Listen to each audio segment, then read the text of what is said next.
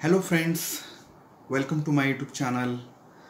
सर्वप्रथम मी तुमच्या सगळ्यांचं अभिनंदन करतो, कारण तुम्ही लवकरच ॲडव्होकेट होणार आहात. या नोबेल प्रोफेशनचा एक भाग बनणार आहात आणि जेणेकरून तुम्हाला पुढं कोर्टामध्ये देखील लवकरच अपियर होता येणार आहे.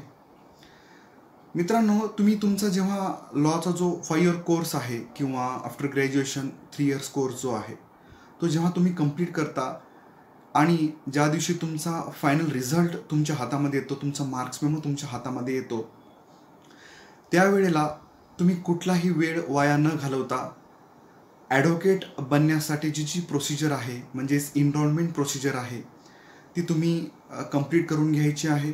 स्वतःला इनरोल करून घ्यायचं आहे.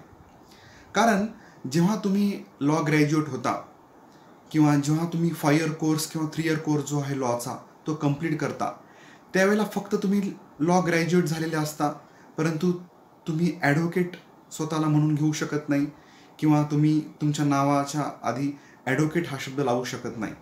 तर मग आता हे करण्यासाठी काय करावं लागेल, तर एक प्रोसिजर आहे इनरोलमेंटची प्रोसिजर. ती इनरोलमेंटची प्रोसिजर तुम्हाला कंप्लीट करावी लागेल. जसा तुमचा निकाल लागेल फायनल तसा, जेवढा लवकर होईल तेवढा लवकर. मित्रांनो, आता पुढे जाण्याच्या आधी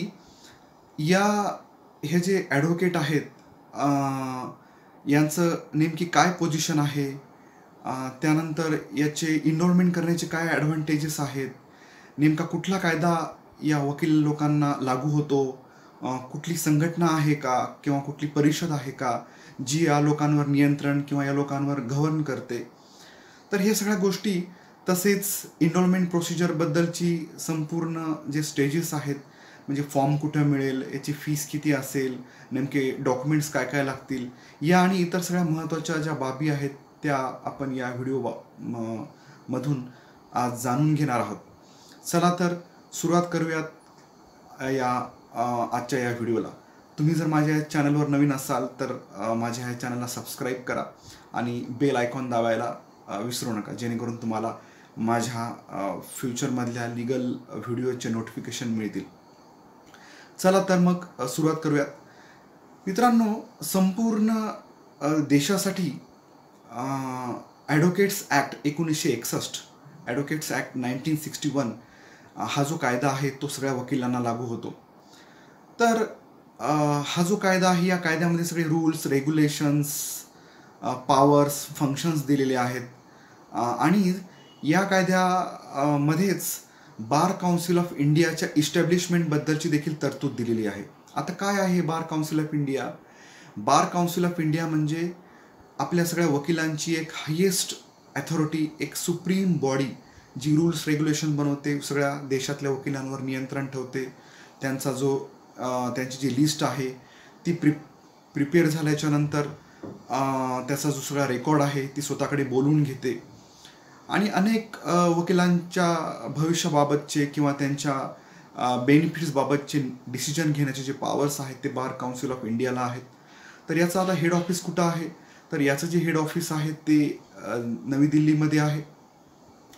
चेअरमन आणि मेंबर्स असतात या बार काउन्सिल ऑफ इंडियामध्ये. सध्याचे जे चेअरमन आहेत ते मनन कुमार मिश्रा आहेत. तर हे झालं बार काउन्सिल ऑफ इंडियाबद्दल आपण बोललो. त्यानंतर कुठला कायदा लागू होतो, तर ॲडव्होकेट्स ॲक्ट 1961. आता येऊयात आपण स्टेटकडं.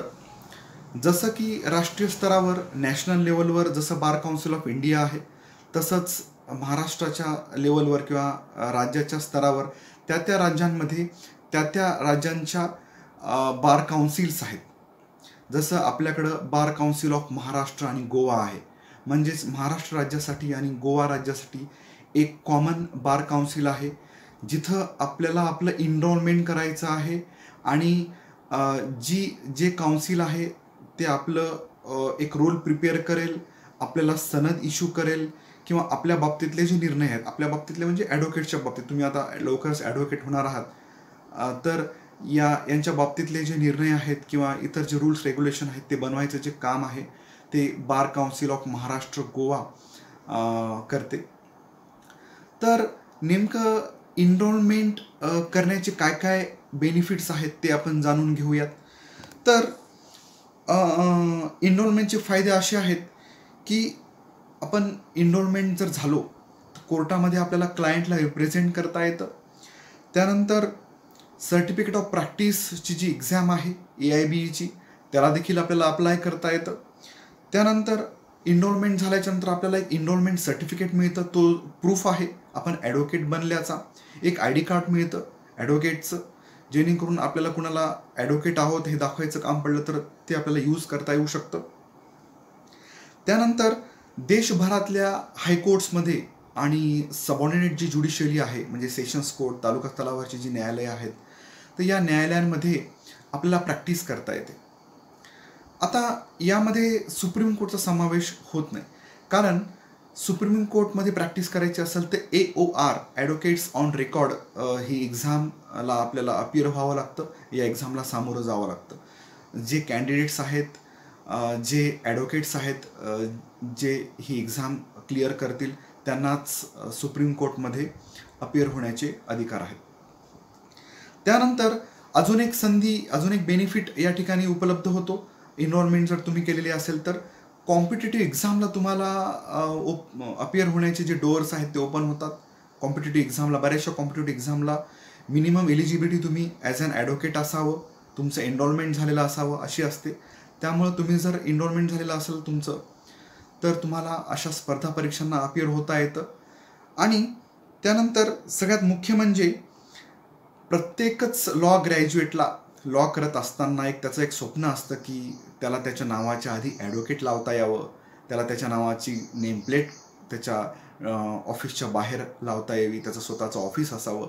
तर या सगळ्या गोष्टी ज्या आहेत तर त्या गोष्टी, त्या ज्या बाबी आहेत, जोपर्यंत तुम्ही इनरोलमेंट स्वतःची करून घेत नाही तोपर्यंत तुम्हाला करता येत नाहीत. त्यामुळं तुमची जी स्वतःची इनरोलमेंट आहे ती तुम्हाला लवकरात लवकर करून घेणं गरजेचं आहे. फ्रेंड्स, भारताच्या क्रिमिनल ॲडमिनिस्ट्रेटिव्ह जस्टिस जे आहे तर त्याचे जे 4 पिलर्स आहेत त्यापैकी ॲडव्होकेट हा एक महत्त्वाचा अंग आहे, एक पिलर आहे. त्याचप्रमाणे जजेस, पोलीस आणि प्रॉसिक्युशन हे देखील इतर 3 त्याचे पिलर्स आहेत. आणि 4th पिलर म्हणजे ॲडव्होकेट. त्यामुळं ॲडव्होकेटचं एक फार महत्त्वाचं स्थान आहे क्रिमिनल जस्टिस सिस्टीममध्ये.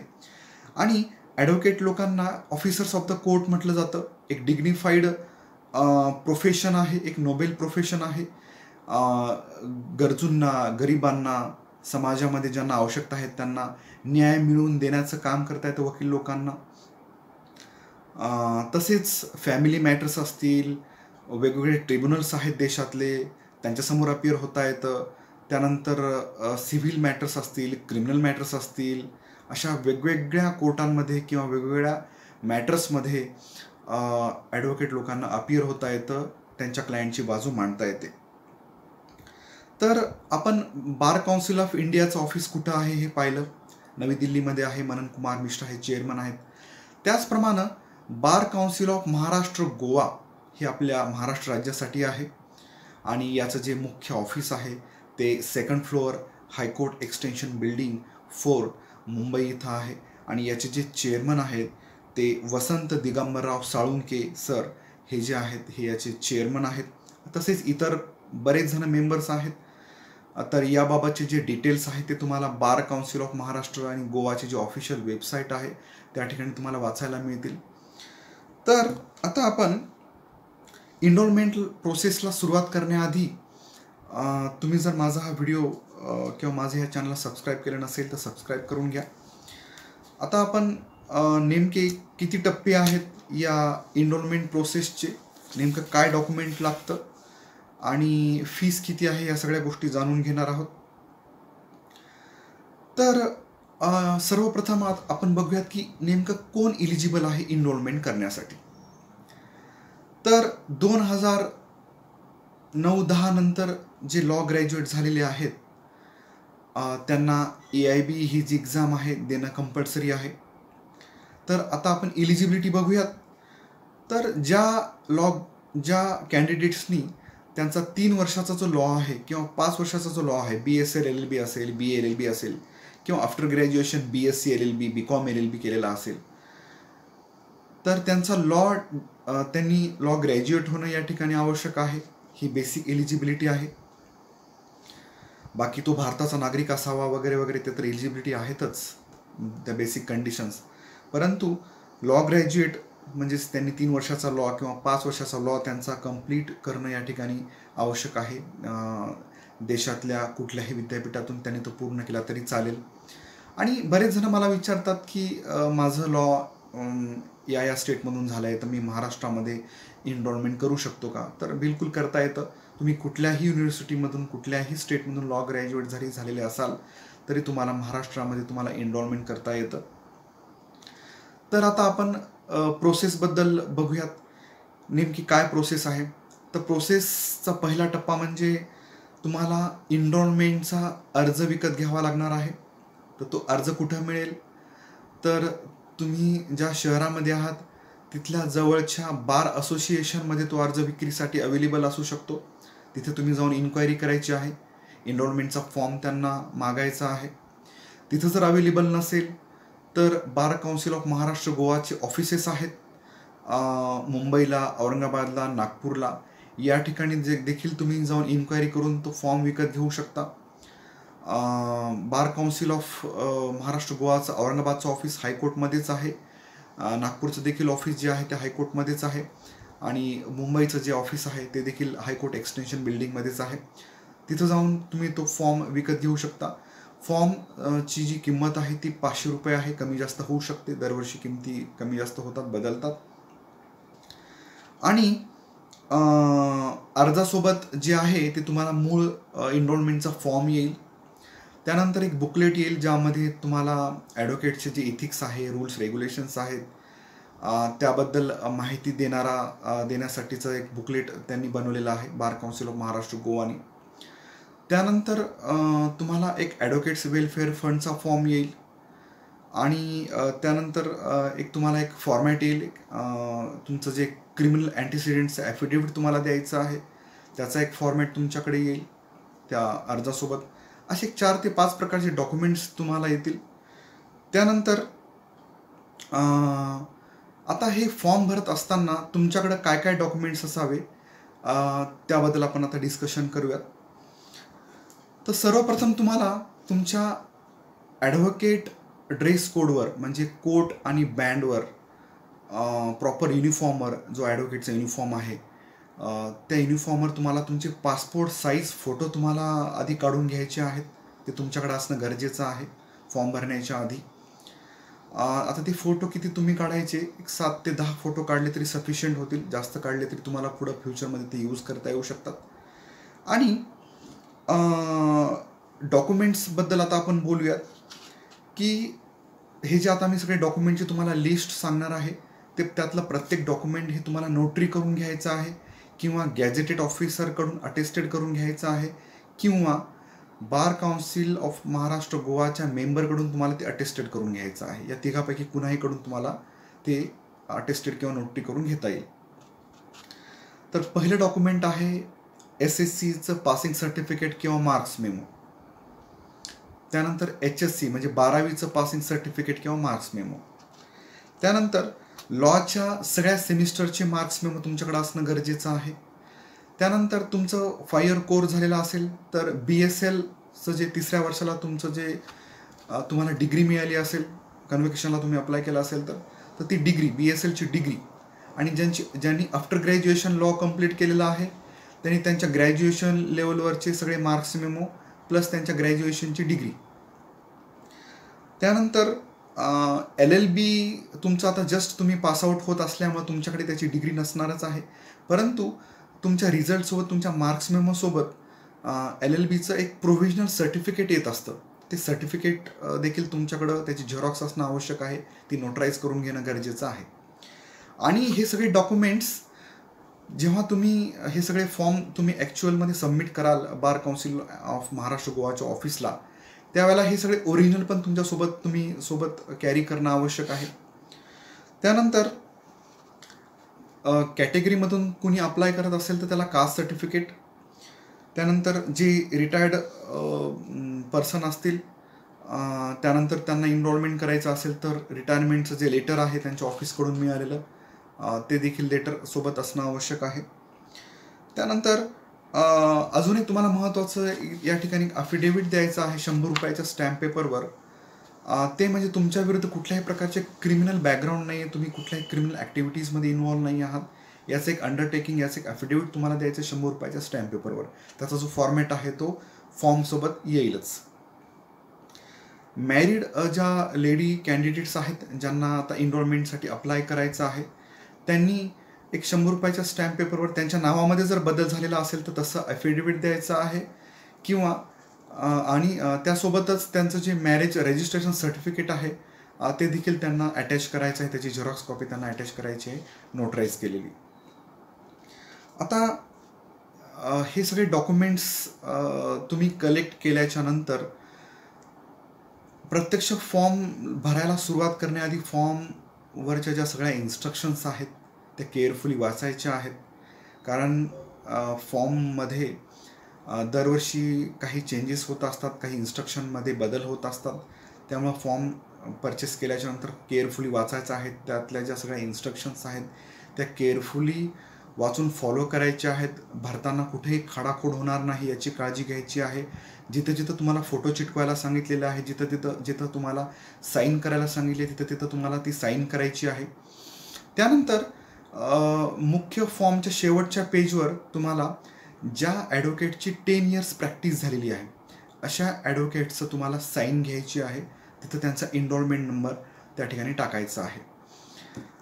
त्यानंतर आता आपण बघूयात की हे जे सगळे डॉक्युमेंट्स आहेत ते तुम्हाला ऑलरेडी मी सांगितले की नोटरी किंवा गॅझेटेड ऑफिसरकडून, कॉलेजच्या प्रिन्सिपलकडून जरी तुम्ही अटेस्टेड करून घेतलं तरी देखील चालेल, किंवा बार काउन्सिल ऑफ महाराष्ट्र गोवाच्या मेंबरकडून देखील ते तुम्ही अटेस्टेड करून घेऊ शकता. आता त्यानंतर काय करायचं की हे सगळं केअरफुली फिल केल्याच्या नंतर हे सगळे डॉक्युमेंट्स त्याला अटॅच करायचे. तुमचं जे ॲफिडेव्हिट्स असतील स्टॅम्प पेपरवर तर ते सगळे एकत्र तुम्ही अटॅच करायचे आणि हे सगळं लिफाफ्यामध्ये भरायचं. आणि लिफाफ्यामध्ये तुमचे काही पासपोर्ट साईज फोटो पण आवश्यक आहेत. जे पासपोर्ट साईज फोटो तुम्हाला पुढं तुमच्या इनरोलमेंट सर्टिफिकेटवर येणार आहेत आणि तुमच्या ID कार्डवर देखील तोच फोटो येणार आहे.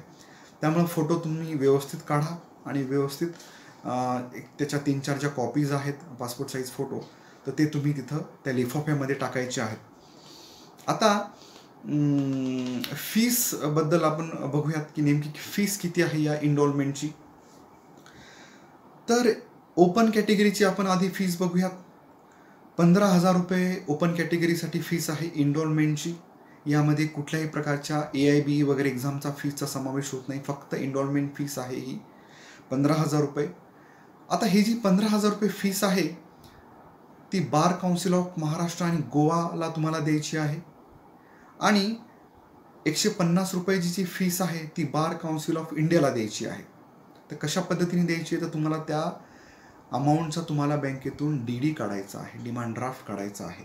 15,000 रुपये बार काउन्सिल ऑफ महाराष्ट्र गोवाचा वेगळा DD राहील आणि 150 रुपये जो आहे तो बार काउन्सिल ऑफ इंडियाचा वेगळा DD राहील. सगळ्या इन्स्ट्रक्शन तुम्हाला फॉर्मवर दिलेले आहेत त्यांनी, नेमका कुणाला किती रुपयाचा DD काढायचा ते.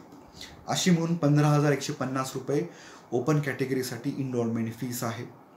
त्यानंतर रिटायर्ड लोकांसाठी आहे 25,000 रुपये fees. Bar council of Maharashtra गोवाला त्यांनी द्यायची आहे, DD काढायचा आहे. रिटायर्ड पर्सन कुठल्याही कॅटेगरीचा असला तरी 25,000 रुपीजच फीस आहे. याच्यामध्ये कुठल्याही प्रकारचं रिलॅक्सेशन नाही आहे. SC/ST कॅटेगरीसाठी 14,500 रुपये फीस आहे. बार काउन्सिल ऑफ महाराष्ट्र गोवाला द्यायची आहे, सेपरेट DD काढायचा आहे त्याचा 14,500 रुपयाचा. प्लस 25 रुपीज जे आहेत ते बार काउन्सिल ऑफ इंडियाच्या नावाने तुम्हाला DD काढायचा आहे. असे मिळून 14,500. 25 रुपये जे SC/ST कॅन्डिडेट आहेत, जे कॅटेगरीमध्ये आहेत त्यांना एवढी फीस पे करायची आहे इनरोलमेंट फीस म्हणून. आता हे जे पेमेंट आहे ते एक तर तुम्हाला DD काढता येईल किंवा तुम्हाला त्या अर्जावर जे अकाउंट नंबर दिलेत त्यांना ऑनलाईन पेमेंट करता येईल. आणि हे जे पेमेंट आहे ते कॅश किंवा चेकनी चालणार नाही आहे. तुम्हाला 3च प्रकारचे त्यांनी ऑप्शन्स दिलेले आहेत. एक म्हणजे DD, दुसरं म्हणजे ऑनलाईन पद्धतीने आणि तिसरं म्हणजे नेट बँकिंगचा तुम्ही यूज करू शकता. तर डी काढलेलं कधी सोयीस्कर जाईल. फॉर्मवर जे सगळे अकाउंट्स नंबर आहेत ते केअरफुली तुम्ही तुमचं ट्रान्झॅक्शन करत असताना तुम्ही ते व्यवस्थित बघून घ्यायचे आहेत.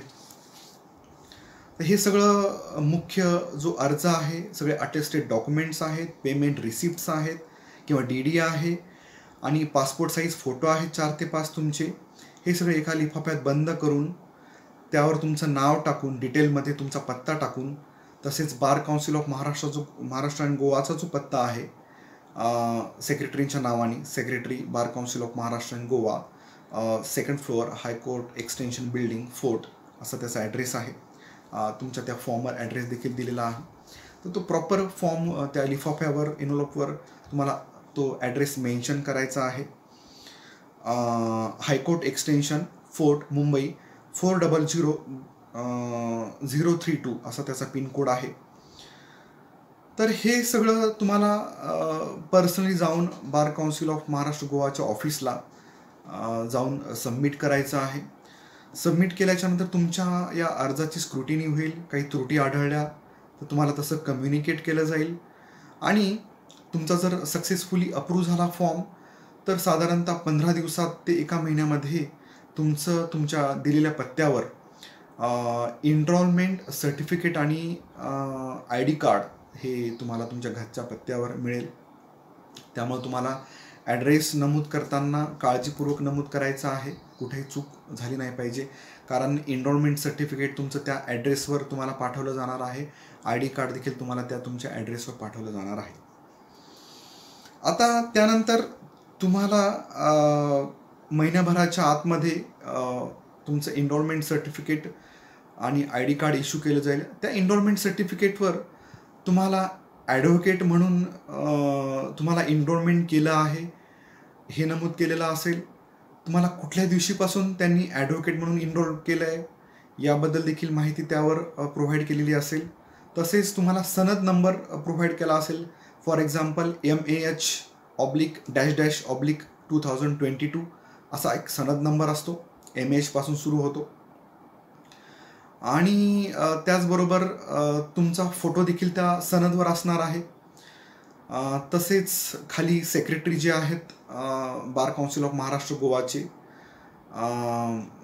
किंवा चेअरमन जे आहेत त्यांच्या साईन असणार आहे आणि एक लाल रंगाचं सील असणार आहे बार काउन्सिल ऑफ महाराष्ट्र आणि गोवाचं. तसेच ID कार्डवर देखील तुमची डेट ऑफ बर्थ असणार आहे, तुमचं प्लेस ऑफ प्रॅक्टिस असणार आहे, तुमचं नाव असणार आहे, तुमचा फोटो देखील असणार आहे. या सगळ्या गोष्टी तुमच्या ID कार्डवर आणि सनदवर येणार आहेत. आता हे सनदवर जी डेट येणार आहे त्याचं एक महत्त्व तुम्हाला सांगतो. सनदवरची तुमची ॲडव्होकेट झाल्याची डेट येईल. सपोज तुम्ही 30 जुलै 2022 रोजी तुमचं एनरोलमेंट केलं तर काही ॲडव्हर्टाईजमध्ये तुम्हाला असं नमूद केलेलं असेल की तुम्हाला 7 इयर्स एक्सपिरियन्स लागेल. तर तुमचा जो 7 इयर एक्सपिरियन्स असेल किंवा 3 इयर्स एक्सपिरियन्स असेल जो JNMCला आवश्यक आहे, तर तो एक्सपिरियन्स जो आहे तो या 30 जुलै 2022 पासून काउंट केला जाईल. म्हणजे तुम्ही जेवढ्या लवकर तुमचं स्वतःचं एनरोलमेंट करून घ्याल तेवढं तुम्हाला बेनिफिट आहे, तेवढं तुम्हाला फ्युचरमध्ये तुम्ही लवकरात लवकर इलिजिबल होण्याचे चान्सेस आहेत. आणि जेवढं तुम्ही याला उशीर कराल तोपर्यंत तुमचा एक्सपिरियन्स काउंट केला जाणार नाही, तोपर्यंत तुम्ही ॲडव्होकेट झालेले नसाल. त्यामुळं फार गरजेचं आहे लवकरात लवकर एनरोलमेंट करणं. आता हे सगळं एनरोलमेंट झालं, यानंतर तुम्हाला कोर्टामध्ये अपिअर होता येईल, मॅटर्स घेता येणार आहेत. परंतु याचबरोबर ऑल इंडिया बार एक्झामिनेशन ही देखील तुम्हाला एक्झाम क्लिअर करणं आवश्यक आहे. ज्या एक्झामिनेशन क्लिअर केल्यानंतर तुम्हाला सर्टिफिकेट ऑफ प्रॅक्टिस इश्यू केलं जाईल बार काउन्सिल ऑफ इंडियातर्फे. तर या एक्झामिनेशनचं काय इलिजिबिलिटी आहे, काय फीस आहे, नेमके कोणते कोणते सब्जेक्ट्स आहेत, किती मार्क्सची एक्झाम होते, किती वेळ असते ही एक्झाम, ह्या सगळ्या बाबींवर मी एक सेपरेट व्हिडिओ या ठिकाणी लवकरात लवकर घेऊन येणार आहे. त्यामुळं तुम्ही माझ्या या चॅनलला सबस्क्राईब केलेलं नसेल तर लवकरात लवकर सबस्क्राईब करा. तसेच लिगल अपडेट्ससाठी माझं एक टेलिग्राम चॅनल आहे, ADVNITINDEOSARKAR नावाचं. खाली मी माझ्या डिस्क्रिप्शनमध्ये या व्हिडिओच्या त्याची लिंक देणार आहे. त्यावर क्लिक करून तुम्ही ते टेलिग्राम चॅनल देखील जॉईन करू शकता, जेणेकरून तुम्हाला लेटेस्ट अपडेट्स मिळतील, केस लॉजबद्दल माहिती मिळेल, लेटेस्ट रिक्रुटमेंट कुठं कुठं आहेत, जॉब ऑपॉर्च्युनिटीज कुठं कुठं आहेत, या बाबतीत तुम्हाला त्या ग्रुप थ्रू तुम्हाला मी अपडेटेड ठेवेल. आणि तसेच येणारी EIB कधी होणार आहे त्याबद्दल देखील मी तुम्हाला त्या ग्रुपवर माहिती शेअर करणार आहे. आणि माझा या व्हिडिओचे जे नोटिफिकेशन्स आहेत ते तुम्हाला मिळण्यासाठी तुम्ही या बेल आयकॉनला प्रेस करायला विसरू नका. तर मी लवकरच या EIBवर देखील व्हिडिओ घेऊन येणार आहे, जेणेकरून तुम्हाला EIBचं प्रिपरेशनला तुम्हाला सोयीस्कर होईल आणि तुम्हाला EIB परीक्षेबद्दल संपूर्ण माहिती मिळण्यास मदत होईल. आणि हे आता तुम्ही तुमचं इनरोलमेंट झाल्याच्या नंतर कुठलाही वेळ वाया न घालवता लवकरात लवकर तुम्ही कोर्ट जॉईन करायचं आहे. तुम्हाला सिव्हिल साईडला जायचं आहे का क्रिमिनल साईडला जायचं आहे हे तुम्ही आधी ठरवा. माझं असं सजेशन राहील की सुरुवातीला काही दिवस तुम्ही सिव्हिलला करावं किंवा काही दिवस क्रिमिनलला करावं, ते झाल्याच्यानंतर सिव्हिलला करावं. त्यामुळे तुमच्या बेसिक कन्सेप्ट क्लिअर व्हायला मदत होईल, तुमच्यामध्ये कॉन्फिडन्स होईल, तुम्हाला या फील्डमध्ये कितपत स्कोप आहे, तुम्हाला कुठं कुठं अपॉर्च्युनिटीज आहेत त्या लक्षात येईल. आणि माझं असं एक सजेशन राहील की सुरुवातीला सेशन्स कोर्टला वगैरे प्रॅक्टिस न करता JMFC जे कोर्ट आहेत, क्रिमिनल साईडला तुम्ही प्रॅक्टिस करणार असाल तर JMFC कोर्ट आहेत त्या कोर्टला तुम्ही जायला सुरुवात करा. तुम्ही तालुक्याला असाल तर JMFC कोर्ट असतात, परंतु जिल्हा स्तरावर असाल तर JMFC कोर्ट जिथं आहेत तिथं तुम्ही जायला सुरुवात करा. ते ऑफिस तुम्ही जॉईन करा. कारण बेसिक ज्या कन्सेप्ट आहेत, रिमांड असेल, बेल असेल, या ज्या कन्सेप्ट आहेत या JMFC कोर्टलाच तुम्हाला चांगल्या पद्धतीने क्लिअर होऊ शकतात. आणि सिव्हिलच्या देखील CJJD जे कोर्ट आहेत, सिव्हिलच्या ज्युनियर डिव्हिजनचे, त्यांच्या कोर्टात तुम्ही प्रॅक्टिसला सुरुवात करा. कारण ज्यावेळेला तुमचा बेस पक्का होईल, ज्यावेळेला तुमच्या बेसिक कन्सेप्ट क्लिअर असतील, त्यावेळेला तुम्ही कॉन्फिडेंटली वर जे हायर कोर्ट्स आहेत, सेशन्स असेल, हायकोर्ट असेल, त्या हायकोर्टला तुम्ही चांगल्या प्रकारे, सेशन्स कोर्टला तुम्ही चांगल्या प्रकारे तुम्ही तिथं तुमचा प्रेझेंटेशन दाखवू शकता. तर तुम्हाला माझा हा व्हिडिओ आवडला असेल तर लाईक करा, तुमच्या मित्रांना फॉरवर्ड करा, माझ्या चॅनलला सबस्क्राईब करा आणि बेल आयकॉन प्रेस करायला विसरू नका, जेणेकरून तुम्हाला मी अजून EIB संदर्भातली किंवा या लॉ फील्डमध्ये पुढं अजून कुठल्या कुठल्या अपॉर्च्युनिटीज आहेत, कुठले कुठले जॉब्स आहेत, त्यावर देखील एक सेपरेट व्हिडिओ या ठिकाणी मी घेऊन येणार आहे. तर हे सगळं तुम्हाला याचे नोटिफिकेशन मिळण्यासाठी बेल आयकॉन प्रेस करायला विसरू नका. धन्यवाद.